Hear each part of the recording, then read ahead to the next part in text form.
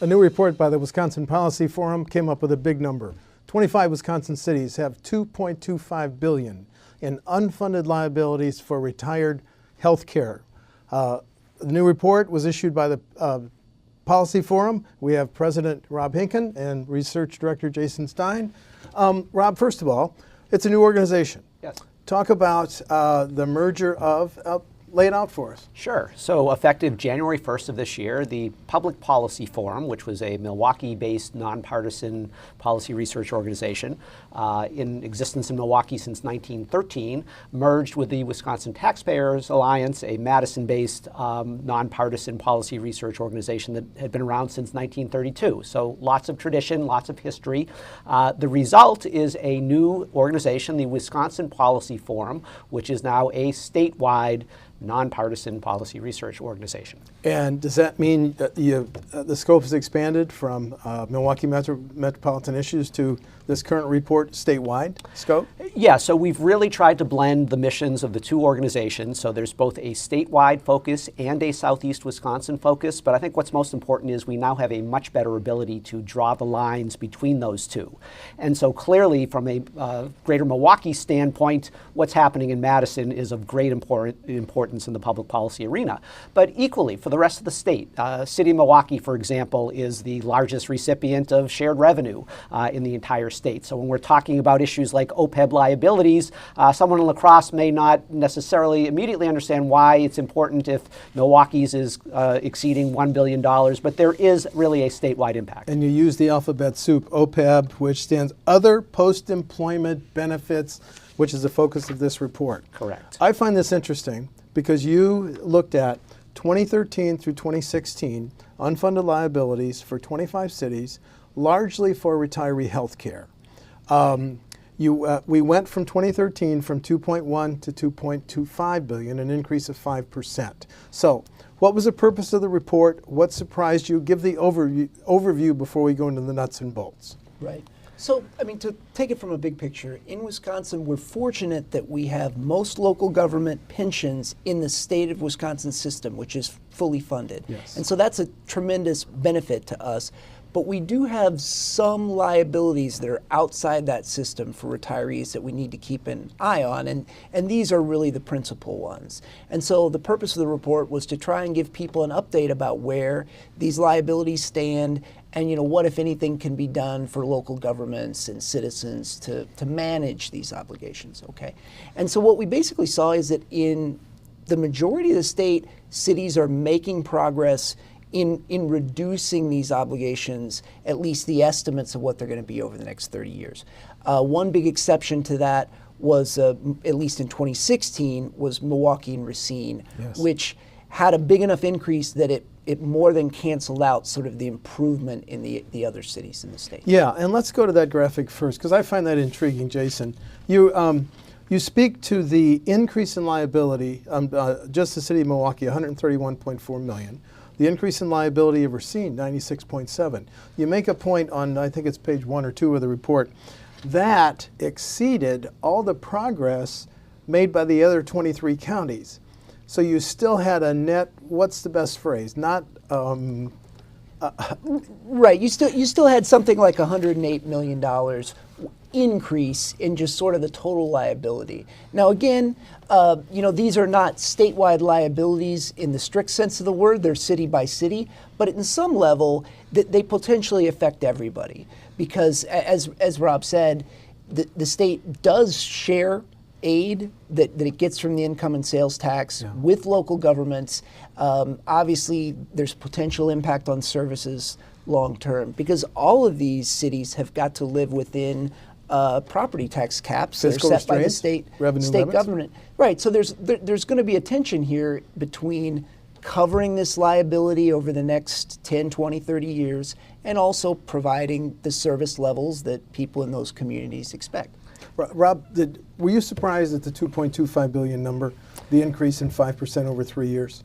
So I think the increase is certainly a surprise, given what we know has happened over the past few years. I mean, I think one of the areas where progress has been made, solely from a fiscal perspective, as a result of Wisconsin Act 10, is that local governments throughout the states have been able to have greater wherewithal to control healthcare benefit costs. And so one might have expected that there would have been a reduction statewide. Again, that was largely the case. For 23 of these 25 cities, there were reductions.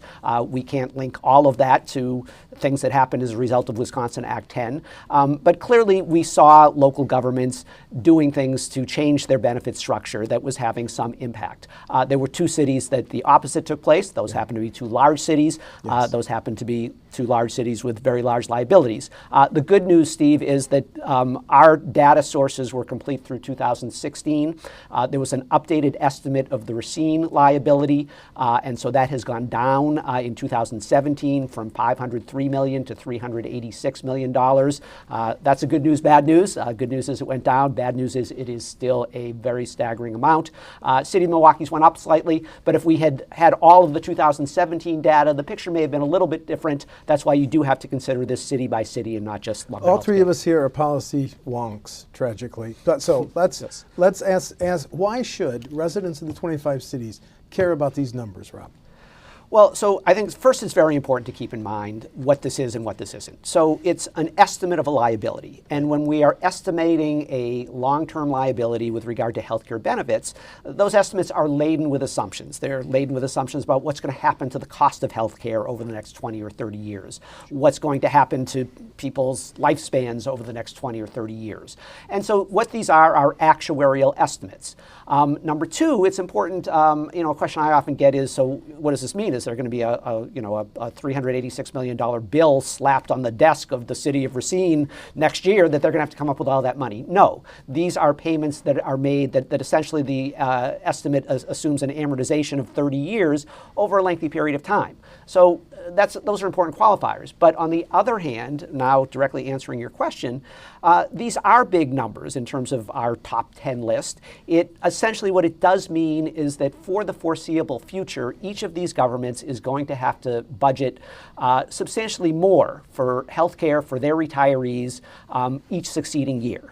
And so the extent to which that's a problem for individual cities is linked to what their revenue streams look like, what their expenditure needs are, what their service level demands are, but it is a serious problem.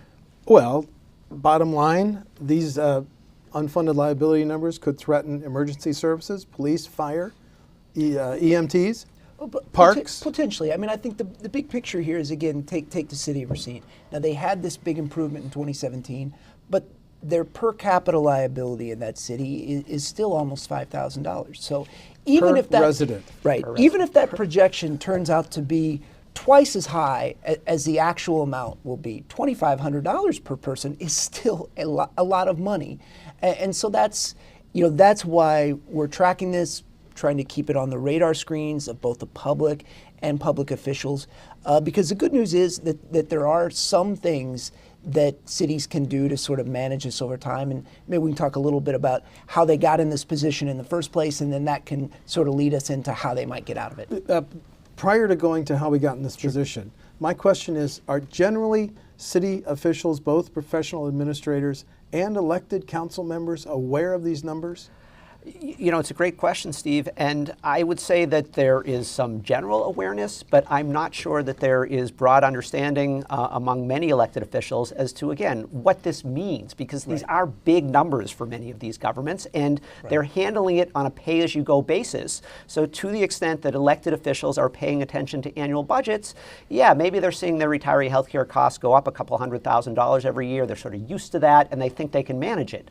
The question is really, how long is that going to be happening, and how does that conflict with so many of the other needs that they have, as well as the limitations that they have on their revenues? Okay, now, because Jason, I think local officials, they tend to think, and state officials, they tend to think in terms of their budgets a year out, 2 years out, and a year back into the past, a couple years back into the past. Right. Whereas obviously, liabilities like these that are 30-year liabilities, it's difficult to wrap your mind around those when you're operating from the perspective of a mayor or an alderperson. Yeah, but on page 6 of the report, you talk about the current pay-as-you-go. philosophy. Right. And you say currently cities in Wisconsin are paying the cost of retiree health care as they incur it each year.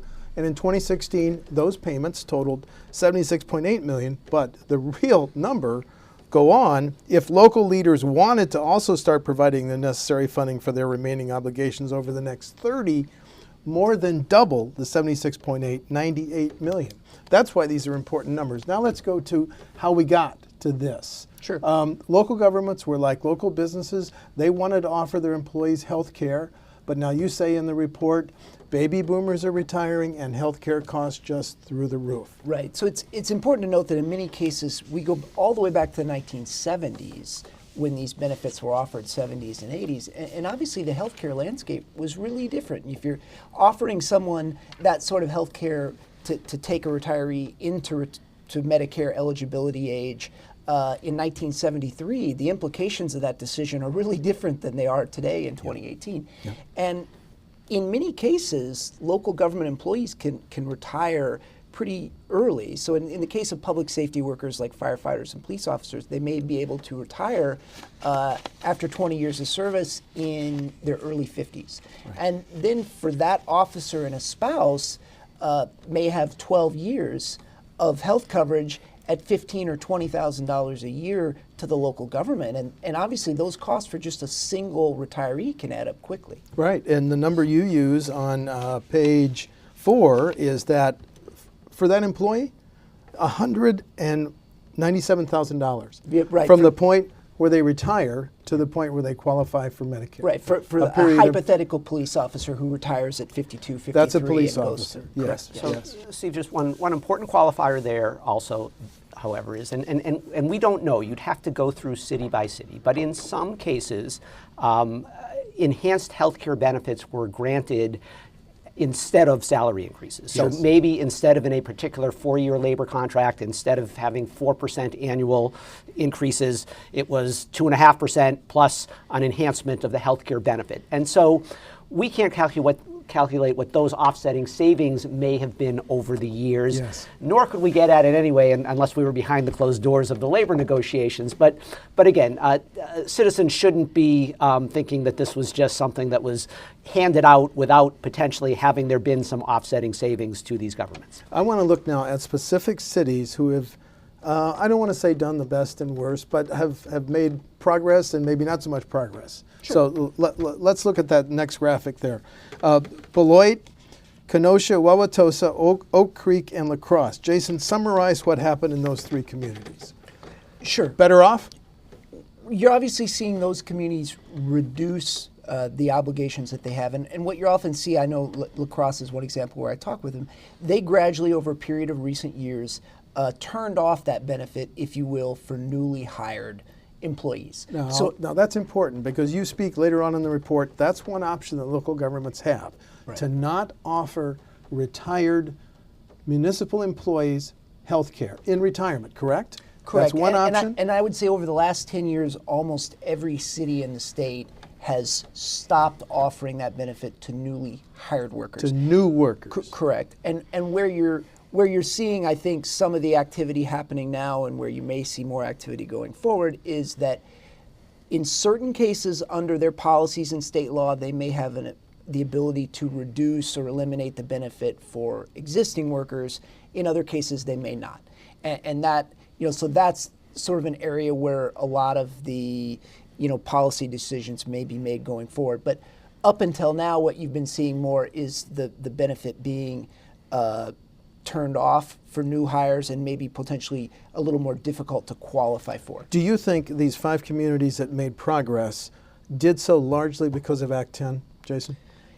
Here's what I would say. I would say this trend goes back of cities sort of reducing the benefit goes back before Act 10, but I think what you've seen is that trend has intensified, since the passage of that law. Any PS on that? The impact of Act 10 on local governments? We just saw that report from Wisconsin DOA that teachers are paying more towards their health care. I'm sorry, Rob, go ahead. Yeah, no, so again, it's without really doing a detailed analysis of each of these cities, it's hard to say. I mean, some of this improvement could simply be because some actuarial estimates changed, and so we saw an improvement. But I would agree with Jason. Milwaukee County is a perfect example. They recognized that this benefit or that this long-term liability was growing out of control in the mid-90s, and at that time they shut it off to new employees. So that was many, many years before Wisconsin Act 10. Others have done it more recently. City of Milwaukee just did it a couple of years ago. But it's, again, there's a counterbalance to that, which is, particularly for public safety workers, this is an important benefit. If you're going to risk your life every day and risk the possibility that you're going to have some larger healthcare costs in retirement than ordinary citizens might, this is a very important benefit to you. So changing this benefit, even for new hires, what impact is that going to have on your ability to recruit and retain your public safety workers is a consideration that governments have to make. Absolutely. Is there any common theme? Now let's look at the 5 cities who are further behind. Let's be nice. The Sheboygan, West Allis, Madison, and Racine, and Milwaukee. Is there any commonality in why they got further behind in that window of 13 through 16? Well, and again, some of this can just be driven by things like what's happening with your healthcare costs. So, and for any community that has these liabilities, if they can do things to control costs within their health plan, that's something that can really help them over time address this. It varies community by community. Some of this may just, again, have to do with, more people qualifying for the benefit. It could have, an accruing it. It could have to do with just the changes in cost of healthcare. What I would say for Sheboygan and Madison, they have a very manageable overall liability, even though it did grow. You said Madison's only $255 per person, resident. Right. Whereas West Allis, is again one of those communities where it's more significant. I mean, it's more than $2,000 per capita in that community. Rob, as somebody who, the old organization focused on the metro area issues, how alarmed are you by the $131.4 million just for the city of Milwaukee, which has been your area of expertise for decades? So the good news is that the city of Milwaukee has taken some very aggressive steps to reduce its healthcare spending.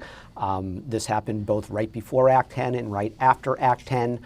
City of Milwaukee now has shut off the benefit for new employees, for non-public safety workers. So while we're still going to be seeing this going up for quite some time, eventually there's going to be a tail to it and it'll start to go down. That's the good news. The bad news is that's a long time away still. Yes. Milwaukee is very constrained in terms of its overall revenue growth. Milwaukee has all sorts of very fierce expenditure pressures on the pension side, as well as on the infrastructure side. So it's a concern. I would just add it's an even bigger concern for the city of Racine. Their per capita level is not only much greater than Milwaukee's, but this is a community that simply isn't growing. So their ability to see property tax growth that's going to allow them to even handle this one element of their budget is very, very dubious, and they have all sorts of additional budget pressures besides just retiree health care. Foxconn is not going to the city of Racine, boosting its equalized value by a potential $10 billion. Well, is what you just yes. said. So that is one hope. Western Racine County. Right. And just to add to what Rob said here, he mentioned the pension pressures on the city of Milwaukee. That is because Milwaukee is one of a couple local governments that is not within the state system. Right. So that Milwaukee, a fully funded state system. Right. Yes. I mean, you certainly see pension systems in other parts of the country that are much worse shaped than the cities, but the city is not quite as well positioned as the state pension system. On page 4 of this report, I'm just fascinated by the numbers, the disparity in per resident unfunded liability, and I'm just going to mention like 6 of them. Per resident liability in Racine, as you just talked about, Rob, $6,458, $2,784 in another community that I have a typo here, $23.28 in West Allis, but Manitowoc, $20, $18 in Wausau, $5 in Green Bay. What a gap! That's why one of the reasons I found the report so interesting. Yeah, and I think one of the things that's a little inexplicable, I think even now, is why you see sometimes even neighboring communities one of them has a significant liability, the other one does not. Right. And again, because in many cases these decisions were made decades ago, there's not really, in many communities, there's no one you can really go to and say, well, how did it work out this way? Because you talk to a city administrator who's been there for 15 years and they don't know. Okay. Well, and again, it's important to note that for some of these cities with much smaller retiree healthcare liabilities, it's possible that the annual salaries that they're paying to their public safety workers, for example, are greater than those that have the bigger liabilities because they decided to do it on the salary side versus a neighboring community that may have decided to do it on the benefit side. Now let's talk about that tale of two cities. Let's look at Oak Creek and Franklin. Neighboring, you say they have roughly the same population. Right. Oak Creek has an unfunded liability of retiree health care, $45 million. Franklin, 1.2. A disparity per capita, 1,277 per resident. Oak Creek.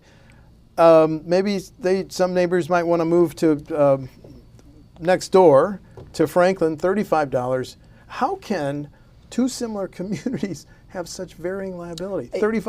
A gap of 35? Right, and Rob makes a good point in that what we're not seeing here is what are their debt levels for their infrastructure and other things. So we only have this one factor that we're comparing. I think in some cases there may have been private sector employers or other employers who are offering a certain benefit level in a community, and the public sector might have felt they needed to match that. There could be reasons such as that. But again, some of this is just lost to us, and this is an accident of history, and it's something that, again, this is something that they'll be dealing with over 30 years. It's not an immediate crisis, but it's certainly something to keep an eye on. It's a ticking time bomb, but it's not too loudly ticking now. Any thoughts on the Oakland-Franklin disparity? Yeah, I like you, Steve. I mean, the reason I find it so fascinating is again, the likely reason for this is just different ways of looking at compensation for your employees. But here you have two neighboring communities. So you would think that they would be recruiting from the same pool of workers and so forth, and that there would be more similarity. But Jason's right. Probably 20, 30 years ago, one set of policymakers made a decision that, hey, look, our compensation approach is going to be to do a very generous retiree healthcare benefit, but maybe we'll try to keep our salaries a little lower than our neighbors, and the other went the other way, is possible what happened. We have not done the deep dive into either of these cities. Rob, do you think this report argues to lift levy limits on the 25 cities that you surveyed?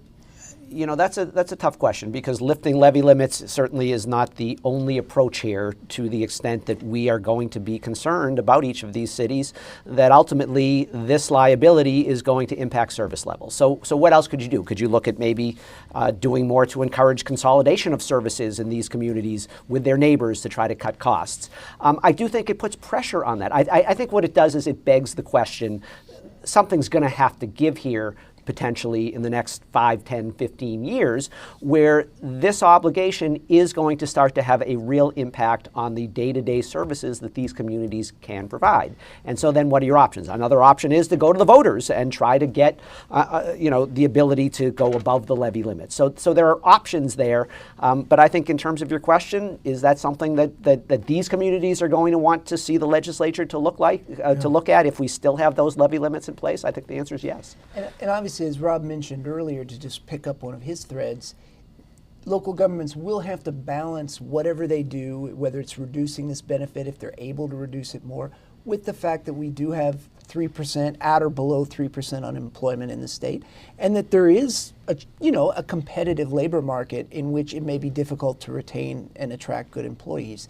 And again, they may have to provide something on the salary side if they reduce healthcare benefits or take other steps like that. So I mean, it's certainly going to be a balancing act for local governments. I mean, they got themselves, the ones that are in the problem got into it over a period of decades, and so they certainly won't get out of it in a period of months. And we keep let's again say you looked at a 30-year window here, correct? Correct. That's how these are calculated. So it's a poor analogy, but this ticking time bomb isn't going to go off in 2019, 2020, and $2.25 billion doesn't have to be paid 3 years from now.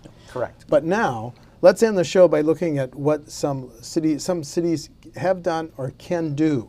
Right. You talk about on page 7, if a city still covers retiree health care for some new employees, then it could choose to drop those benefits moving forward. We kind of touched on that earlier. Some cities have done that. Okay? Yes. Absolutely. Another option. Most cities have done that. Most cities have done that. Yep. And that's If you have not done that by now, you are an outlier as a city. and that's a fiscally prudent, good thing to do, right, Rob? Solely from a fiscal perspective, yes. Again, you have to acknowledge the recruitment and retention questions, but yes, from a financial perspective. Also on page 7, one measure to lower costs would be to reduce healthcare benefits or increase copays for existing employees. That's controversial. How Absolutely. often has that happened? And I should say, anything that can reduce your healthcare costs, whether it's an employee wellness program or whether it's opening, as some communities have done, a clinic for city employees or for public employees in the area, any of those things, if that holds down your costs for your overall healthcare plan, then it helps you with this issue. Again, some of it is just looking at attacking this on multiple fronts, right? I think that there's not one silver bullet that's going to eliminate, removing it for new hires helps you with the new hires. It doesn't help you with the people who have already retired. So I would just add to that, Steve, that legal limitations is a key question here. So one of the things that we know you can't do is that if you have promised employer-paid health care to somebody in retirement and their share is 10%, you can't change your mind and say, no, we're going to say, even though they've already retired, we're going to raise that to 50%. That you can't do. What you can do, however, is to the extent that you are changing your healthcare benefit structure for your active employees by asking for higher copays for different types of office visits and higher deductibles and so on, you can apply that. That plan is still the plan that's being given to your retirees, and so if the cost of that plan goes down, then that could reduce or could produce a benefit. I think you're speaking of the 2008 Wisconsin Supreme Court decision, right? Correct. Yes, yeah, which is also in the report. Right, and so it's dependent in a lot of cases on what the city has promised to its employees. Yes. And so what they're able to do is in some ways dependent on what they have said they would do. And so it's a city by city calculation. And close to that in terms of cities' options to deal with these unfunded liabilities, another option would be to reduce or eliminate the benefit for existing employees who have not fully earned it under the terms of the current local policy. I think we've touched on that. Yeah, right? absolutely. Any PSs on that? You also, if not, you also mentioned the idea that legislators could also consider whether local government should be pre-funding some or all of their retiree health care liabilities. We've all watched the Capitol for a few decades. Is that a realistic possibility, Rob? Well, there's a big trade-off there, because to the extent that state government would want to do that, of course, you have to enter into the mix. Well, okay, if you're now asking the city of Racine to come up with an extra $10 million each year to pre-fund this benefit, what's going to give there? Does that mean that they're not going to fill their potholes and they're not going to provide sufficient number of police officers, et cetera? So I think clearly you'd have to consider what the consequence of that would be. Is there some way that you could set up some incentive program that, for those communities that do start putting away for this liability, you give them some benefit in some way? Those are the types of things that we've seen other states do to try to get these liabilities under control. But it's tough because the money has to come from somewhere. Now, I didn't get a chance to interview you when you came out with your earlier study on the city of Racine.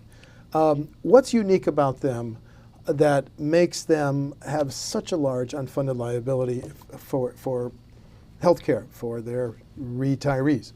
I think one thing is that their benefit was quite generous. So their benefit prior to about 10 years ago was 100% payment of your health care costs, not only from your time of retirement until the time that you reached Medicare, but also then the city would pay your Medicare premium for the rest of your life. Can I just ask, Racine is no longer doing this? No. So Racine made some important changes for new hires a decade ago, or a little more than that, that did a couple things. Number one, they changed it so that it was this reimbursement was only until Medicare.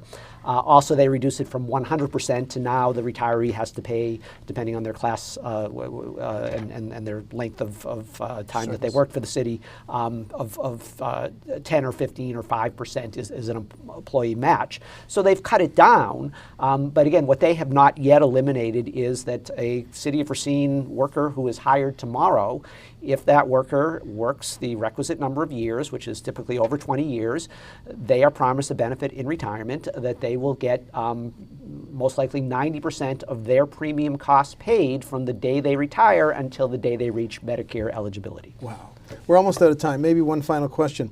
When will this $2.25 billion bill have to be paid? Are we looking crunch time, 5 years, 10 years, 20? I know you took a 30-year window, but when will this piper have to be paid? I mean, it's got to be paid within 30 years. We're obviously hitting a point where a lot of people are retiring. We have an aging workforce. So I think my sense is that over the next 10, 15 years that the bulk of this is going to be digested. But again, you have to remember that if, when you're talking about someone that retires at age 55 with a benefit, that can be 10 years for that to play out. So again, we're talking about something that is moving at a very slow pace. Okay. Any PSs, Rob? Just that, again, I want to reemphasize, Steve, this is an actuarial estimate. So this is whether it's 2.25 billion or 2.6 billion or 1.6 billion, my sense is, and I'm guessing here, but that's, maybe a range to look at. But as Jason said at the beginning, all of those numbers are very scary numbers. And so while it's an estimate and lots of things can happen in the next 30 years in terms of healthcare in this country. What if we move to some completely different framework? But based on things staying roughly the same, these are scary numbers. These are scary and they're very important. So thank you so much, Rob Henken and Jason Stein of the Public Policy Forum. More statewide reports coming out? Yes, we have a whole wide range, looking at lots of issues surrounding the next state budget and also trying to frame some of the issues for the gubernatorial race. So absolutely, stay tuned. Very, very interesting time. Yes. Rob, absolutely. Jason, thank you very much. Thank you. Thank you. Thank you.